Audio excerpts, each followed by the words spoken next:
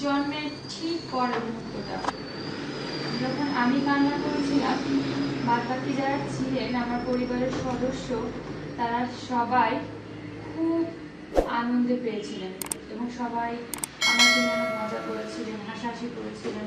মনে হচ্ছিল নতুন কিছু তাদের হাতে এসে পড়েছে, আকাশের চাঁদ ছুঁয়ে দেখার মতো একটা অবস্থা। আমি খুব কাঁদছিলাম সেদিন। সুন্দর একটা পৃথিবীতে আমার মা আমাকে নিয়ে আসলেন। 9 মাস তার গর্ভে ধারণ করে 22টা পাঁজরের হাড় ভাঙতে ভাঙতে আমি পৃথিবীতে এসে পৌঁছেছি। সুন্দর একটা পৃথিবী আমাকে দেখার জন্য তিনি তৈরি করেছেন পুরো 9টা মাস ধরে। অনেক কষ্ট সহ্য করেছেন তিনি আমার জন্য। এরপর যখন জন্ম নিলাম, একটু একটু করে বড় হচ্ছি, আর আমার পরিবারের সদস্যদের অনেক চিন্তা ভাবনা চলে এসেছে আমাকে নিয়ে। আমি কি করবো বড় হয়ে, আমার ফিউচার কি হবে, আমি কেমন হব, আমাকে কিভাবে গড়ে তুলবে তারা, তার প্রতি আমার প্রতি তাদের কি কি দায়িত্ব কর্তব্য, পুরো পরিবারকে আমি কিভাবে দেখবো, আমি কি করলে তারা খুশি হবে, আমাকে কোন ভাবে তারা গড়ে তুলবে, অনেক কিছু চিন্তা ভাবনা করে আমি যখন আস্তে আস্তে করে কিছু কথা বলতে শুরু করলাম, আদো আদো কথা বলা শুরু করলাম, তখন কেউ কিন্তু আমাকে বলে দেয়নি যে এটা তোমার মা, এটা তোমার বাবা। এটা হচ্ছে সৃষ্টিকর্তার একটা দান আমরা বলতে পারি। মাকে কিন্তু আমরা মা বলে ডাকা শুরু করলাম, আর বাবাকে বাবা। আস্তে আস্তে করে পরিবারের প্রত্যেকটা সদস্যকে আমি চিনতে শুরু করলাম। এরপর আমি যখন হাঁটতে শুরু করলাম, আমার বাবার একটা আঙুল ধরে আমি হাঁটতে শুরু করলাম। প্রথম দিন আমি যখন হাঁটতে গিয়েছিলাম তখন হোঁচট খেয়ে পড়ে গিয়েছিলাম। আমার বাবা কিন্তু একটুখানি দেরি না করে আমাকে কোলে তুলে বুকে জড়িয়ে ধরেছিলেন। আমি ব্যথা পেয়েছি এই ভেবে। পরবর্তী সময়ে উনি আবার আমাকে নামিয়ে দেন, কিন্তু পরনে ভয় ছিল, মনে ভয় ছিল, যার জন্য উনি আমাকে একটা হাত ধরে হাঁটা শিখিয়েছেন। এই ভয়টা সবসময় কাজ করতো যে আমি হাঁটতে গিয়ে কখনো পড়ে যাই কিনা। এই ভয়টা সাথে রেখে আমি আস্তে আস্তে করে হাঁটা শুরু করলাম। আমার পৃথিবীতে লোকজন বলতে, আমার আপনজন বলতে ছিল আমার বাবা মা, আমার পরিবারের কয়েকজন সদস্য। এরপর আমি যখন স্কুলে ভর্তি হলাম, বাবার হাত ধরে আমি স্কুলে গেলাম। স্কুলে যা কি হয়েছে না হয়েছে, আমি কিভাবে ভর্তি হয়েছি, আমার কোন টিচার কেমন, আমার কোন ম্যাম কেমন, প্রত্যেকটা বিষয় আমি আমার মার সাথে এসে শেয়ার করছি। কারণ ওই সময়টা পর্যন্ত কিন্তু আমার মা ছিল আমার বেস্ট ফ্রেন্ড। আমি সবকিছু আমার মাকে শেয়ার করতাম, আমার বাবাকে শেয়ার করতাম। বাবার বুকের উপরে মাথা না দিলে আমার ঘুম আসতো না। আমি ছিলাম ওই পরিবারের সব থেকে আদরের জিনিস, আদরের একজন মানুষ, সবার চোখের মনি। এরপর আমি স্কুলে ভর্তি হলাম, আমার ক্লাস শুরু হলো, নতুন কিছু বন্ধু বান্ধব হলো। নতুন কিছু বন্ধু বান্ধব হওয়ার সাথে আমার পৃথিবীতে আরো কিছু মানুষ যোগ হলো, যাদের সাথে আমি কথা শেয়ার করতে শুরু করলাম। যে কথাগুলো আমি শুধুমাত্র মায়ের সাথে শেয়ার করতাম, বাবার সাথে শেয়ার করতাম। আমি যখন আমার স্কুলের মধ্যে আমার বেস্ট ফ্রেন্ডকে খুঁজে নিলাম বা আমার সব থেকে আপনজনকে খুঁজে নিলাম, ঠিক সেই মুহূর্ত থেকে আমার বাবা মা আমার কাছ থেকে একটু একটু করে দূরে সরে যেতে লাগলেন। ক্লাস 5 পরীক্ষা দিলাম, ভালো রেজাল্ট করলাম। ক্লাস 6 বাবা ভর্তি করলেন। আরো কিছু মানুষ যোগ হলো আমার পৃথিবীতে, আরো কিছু বন্ধু বান্ধব যুক্ত হলো। তখন আমি বেশ অনেকটা বড় হয়ে গিয়েছি। সবসময় বন্ধু বান্ধব নিয়ে ব্যস্ত থাকি, কখন কি করব, কোথায় কি করব, কিভাবে চললে আমাকে অনেক ভালো দেখাবে, অনেক সুন্দর দেখাবে, এই জিনিসগুলো সবসময় মাথার মধ্যে ঘুরপাক খেত। এরপর আমার মা আমাকে যদি কোনো কিছুতে জিজ্ঞেস করতেন আমি কি করছি না করছি, আমি একটু একটু করে রেগে যাওয়া শুরু করলাম। কারণ মায়ের কাছ থেকে আমার দূরত্বটা তৈরি হয়ে গিয়েছে, আস্তে আস্তে করে দূরত্বের পরিমাণটা বাড়ছে। বাবা আমার কাছে কিছু জিজ্ঞেস করলে বাবাকে অনেক ধরনের বকা দিয়েছি, জোরে কথা বলেছি বাবার সাথে। সেই বাবার সাথে জোরে জোরে কথা বলেছি যেই বাবার হাত ধরে আমি হাঁটতে শিখেছি, যে বাবার বুকের উপরে আমি ঘুমিয়েছি, সেই বাবার সাথে আমি জোর গলায় কথা বলা শুরু করলাম। এরপর ক্লাস 8, 9 আমার বয়স থেকে কাজ শুরু হলো। আমি আমার বয়ঃসন্ধিকালে অনেক ধরনের ফ্রেন্ড সার্কেলের সাথে আমি চলাফেরা শুরু করলাম।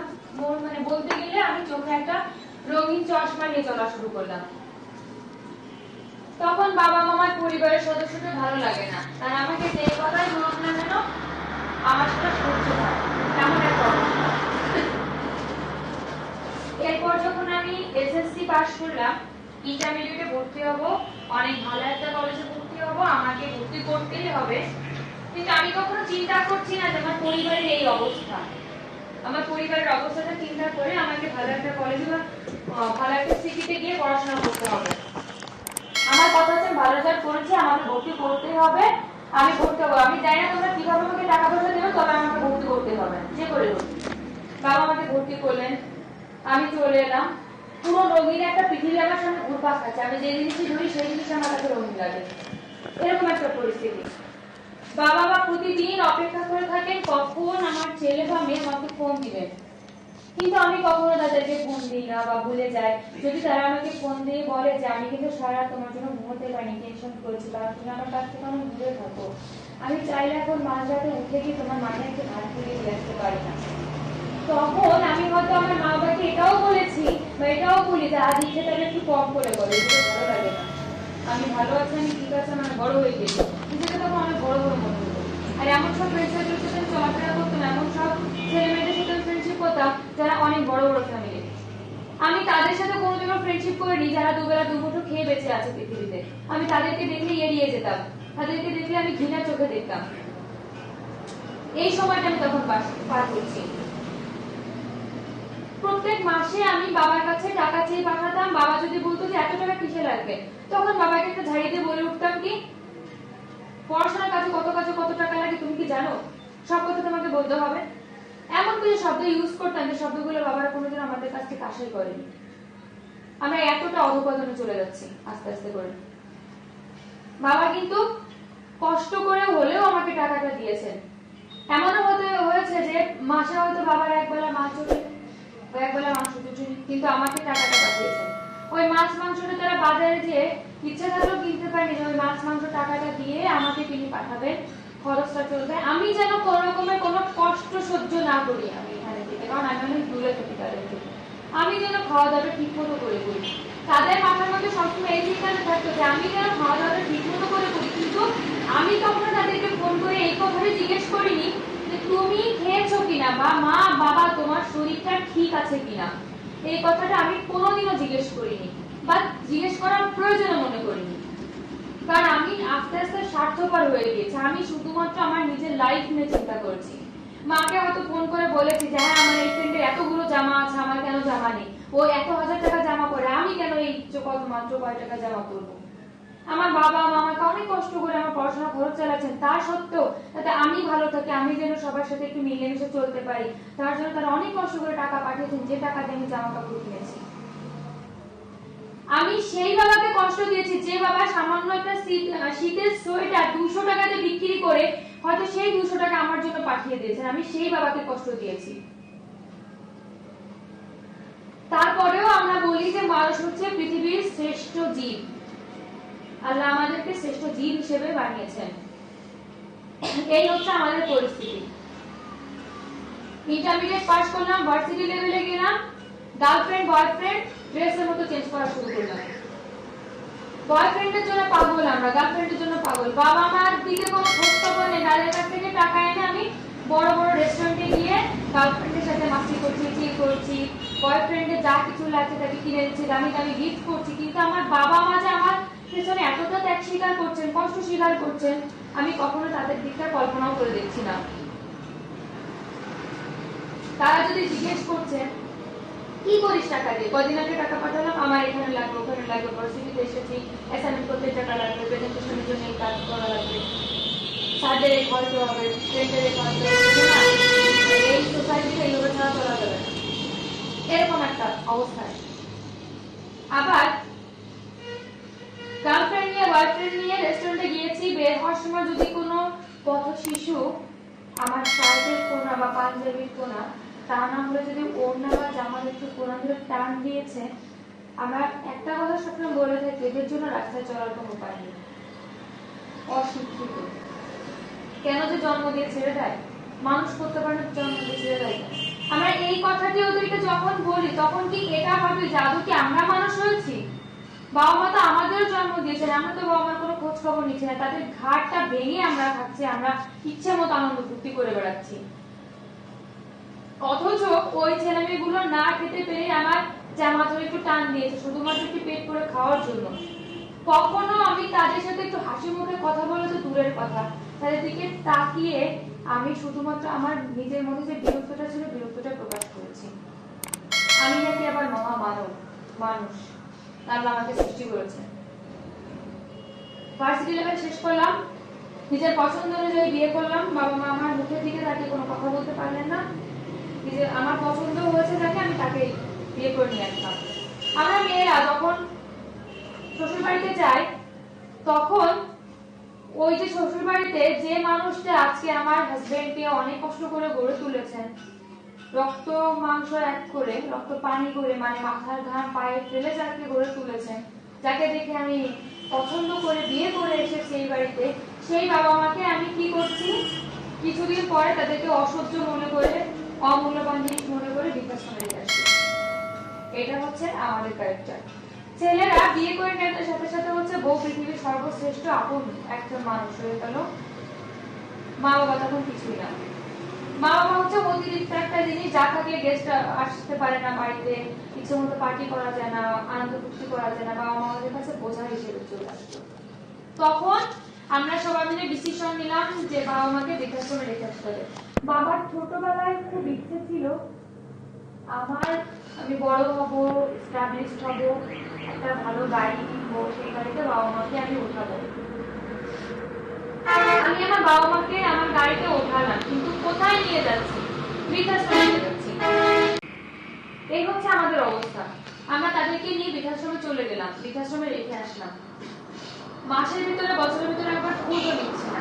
আমি তাদেরকে বৃদ্ধাশ্রমে রেখে এসেছি যারা আমাকে বড় করেছে, যার বুকের দুধ খেয়ে আমি বড় হয়েছি, যার হাত ধরে আমি হাঁটা শিখেছি। আমার মুখের প্রথম ভাতটা যে মা আমাকে দিয়েছিল, আমি পড়ে গেলে প্রথম আমাকে যিনি কোলে তুলে নিয়েছিলেন আমার সেই বাবা। কখনো বাবার শার্টটা ভেজা, ঘামে ভেজা শার্টটা আমি কখনো দেখেছি? বাবা যখন অফিস থেকে ফিরে মুখ লুকিয়ে নিজের রুমে চলে যেতেন আর কোনো কিছু জিজ্ঞেস করে একবার হাসি নিয়ে বলতেন আমি ভালো আছি, কখনো হাসির আড়ালে কি চলছে জিনিসটা কখনো ভেবে দেখেছি? কখনো ভাবিনি। বাবা কি করে টাকা উপার্জন করছেন, আমাদের দিচ্ছেন। হয়তো আমরা 2200-2500 টাকার একটা জুতা পরে মার্কেটে যাচ্ছি, ফ্রেন্ডের সাথে আড্ডা মারছি, ইউনিভার্সিটিতে যাচ্ছি, ক্যাম্পাসে বসে আড্ডা দিচ্ছি। আমার সেই বাবা হয়তো 500 টাকার একটা জুতা সেলাই করতে করতে এখন অস্তিত্ব নেই, এমন জুতা পরেও তিনি চালাচ্ছেন। কেননা যদি আরেকটা জুতা কিনতে হয় তাহলে অনেক টাকা খরচ হয়ে যাবে, কিন্তু ওই টাকাটা যদি আমার ছেলে মেয়ের পিছনে ব্যয় করি তাহলে সে একটু ভালো থাকতে পারবে। আমরা কখনো ভেবে দেখিনি আমার যে বাবা আমাকে অনেক কষ্ট করে নিজের শেষ সম্বলটুকু অন্যের হাতে তুলে দিয়ে আমাকে পড়াশোনা করিয়েছে, আমি সেই বাবার রহমতে গিয়ে আর একটা ছেলের হাত ধরে চলে যাচ্ছি, অন্যজনকে বিয়ে করছি, আবার তাদের ফ্যামিলিতে গিয়ে অশান্তি করছি। না নিজের বাবা মাকে ভালো করে রাখতে পারছি, না পরের ফ্যামিলিতে গিয়ে তাদের বাবা মাকে ভালো রাখতে পারছি। আবার যে বয়ফ্রেন্ড আমার ফ্যামিলির দিকে কোনো কেয়ার নেয় না, আমার ভবিষ্যতের কোনো কথা চিন্তা করে না, এখনো পর্যন্ত যারা মেয়েদেরকে দাসী মনে করে তার জন্য আমার নিজের জীবন উৎসর্গ করে দিচ্ছি, কিন্তু পেছনে যে আমার বাবা মা আমার জন্য কত বড় ভূমিকা পালন করছে, তারা আমার জন্য নিজেদের জীবনটা উৎসর্গ করছে, কিডনি পর্যন্ত বিক্রি করে তারা আমাদেরকে পড়াচ্ছে। কখনো খোঁজ খবর রাখিনি, কখনো একটু চিন্তা করে ভাবনা করে দেখিনি যে তারা কত কষ্ট করে আমাদেরকে এই পর্যন্ত নিয়ে এসেছে। না ভেবেছি নিজের বাবা মায়ের কথা, না ভেবেছি ডাস্টবিনে বসে যে বাচ্চাটা কুকুরের সাথে খাবার শেয়ার করে খায় তার কথা। আমি হয়তো যখন ইউনিভার্সিটিতে পড়তাম তখন বাড়িতে গেলে পাশের বাড়ির একজন আমার দিকে তাকিয়ে থাকতো, একটা ছোট্ট একটা শিশু, দুধের শিশু, যে আপু বা ভাই বাড়িতে এসেছে নিশ্চয়ই আমার জন্য কিছু না কিছু এনেছে বা ভালো ভালো রান্না হবে, হয়তো তার থেকে আমাকে একটু তুলে দেবে। কখনো ভেবেছি? কখনো ভাবিনি। আমরা শুধুমাত্র ওদেরকে আমাদের সমাজের বোঝা হিসেবে মনে করেছি। আমরা সবসময় ওদেরকে ফকির বলে একটা গালি দিই, ভিক্ষুক বলে গালি দিই, কিন্তু আসল ভিক্ষুক কারা? আমরা। কারণ আমরা তাদের টাকাটা নিয়ে আজকে পড়াশোনা করছি। তাদের বাবা মা যদি আমাদের পেছনে কোনো টাকা না দিত, সরকারকে যদি তারা কর না দিত, আমি এই পর্যন্ত এসে দাঁড়াতে পারতাম না। না ভার্সিটিতে যেতে পারতাম, না স্কুলে যেতে পারতাম, না কলেজে যেতে পারতাম। আমি তাদেরকে গালি দিচ্ছি। হয়তো আমার বাড়িতে ঈদের দিনে অনেক পদে রান্না হয়েছে, কিন্তু আমি ওই যে পথ শিশুটা, সে আমার বাড়ির দিকে তাকিয়ে আছে। আমি ওদেরকে কখনো বলছি না এসো আমরা একসাথে খাবার খাই।